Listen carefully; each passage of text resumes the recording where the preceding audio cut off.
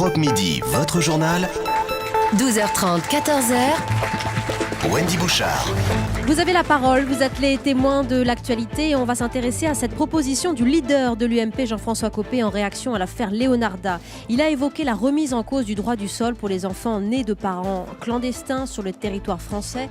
Dans ce cas, voilà ce qu'il dit, on n'a pas vocation à y rester et il n'est pas possible d'obtenir la nationalité. Jean-François Copé qui annonce que l'UMP présentera d'ailleurs une convention sur la question d'ici la fin de l'année. Alors on en parle pour vous et avant d'accueillir vos questions en studio et au 3921 avec le politologue et constitutionnaliste Olivier Duhamel, grande voix d'Europe 1. Bonjour Olivier. Bonjour Wendy. Et merci de nous rejoindre dans Europe Midi. Alors j'aurais d'abord qu'on soit assez clair et concret pour donner de la matière aux réactions. D'abord, ce droit du sol, depuis combien de temps est-il inscrit dans l'ADN de la France, on peut le dire comme ça, parce que même Jean-François Copé, lui, reconnaît que c'est un totem, ce droit du sol.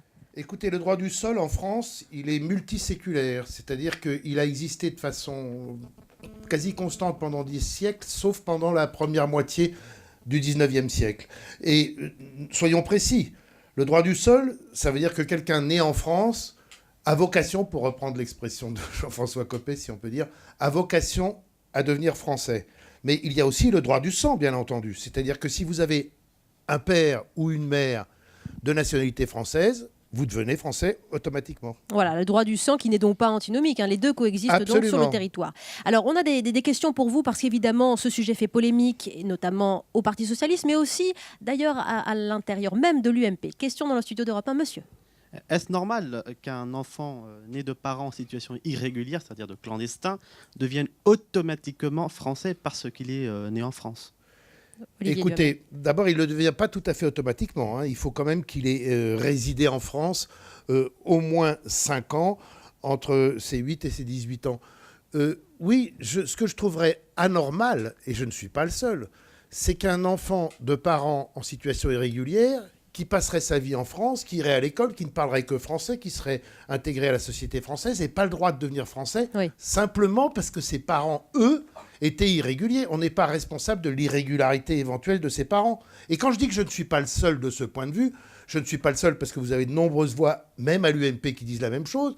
Parce que Charles Pasqua, quand il a changé la loi en 93, il n'a pas interdit aux enfants nés en France de parents irréguliers de devenir français, et Nicolas Sarkozy non plus. Oui, il voulait, Charles Pasqua, avec la loi Méhaignerie en 93, subordonner l'accès à la nationalité à une volonté manifeste. Alors ça a été supprimé ensuite sous le gouvernement de Lionel Jospin. La volonté manifeste, ça permettait un peu d'encadrer justement les nationalisations, Olivier Duhamel ? Oui, les naturalisations. Naturalisation, oui. pardon. Oui, bien sûr, et comme ça paraît de bon sens. L'expérience montre que c'est quand même assez lourd à organiser pour pas grand-chose. Plus de 95% des jeunes concernés venaient faire la déclaration. Alors moi, en soi, au plan des principes, j'ai rien contre, c'est pas très grave. Simplement, en pratique, ça change à peu près rien, donc c'est un peu du pipeau, c'est un peu changer les choses pour se faire plaisir. Alors, on va prendre au 39-21 un appel de Marine qui nous appelle de Paris. Question pour vous, Olivier Duhamel, sur cette proposition de réforme du droit du sol. Bonjour Marine. Bonjour. On vous écoute. En revenant sur le principe de droit du sol, est-ce que Jean-François Copé ne risque pas d'affaiblir encore une fois l'UMP ? Mais écoutez, ça c'est une vraie question, alors qu'il n'est plus une question de principe, mais qui est une question de stratégie politique. Voilà. Et là-dessus, il y a vraiment deux thèses qui confrontent à droite.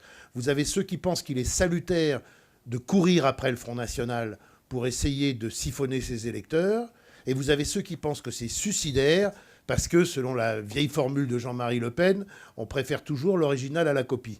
Donc, c'est une question d'évaluation qui divise les stratèges politiques et qui divise les hommes politiques.